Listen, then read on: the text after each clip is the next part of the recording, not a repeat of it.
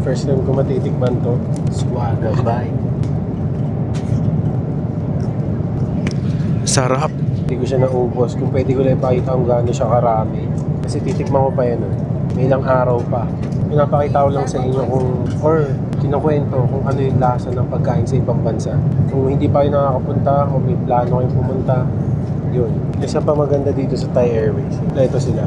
Saka hindi siya yung low quality na utensils. Tikman na natin to. Ready na yung spoon ko. First time ko matitikman to.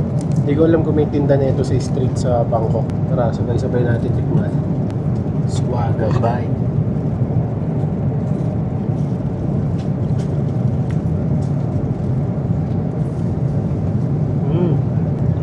First time nga. Yun siya. Para siyang may coconut milk. Yung tinapay niya parang kung sa atin yung ensaymada. Meron siya sa ibabaw na parang coconut meat.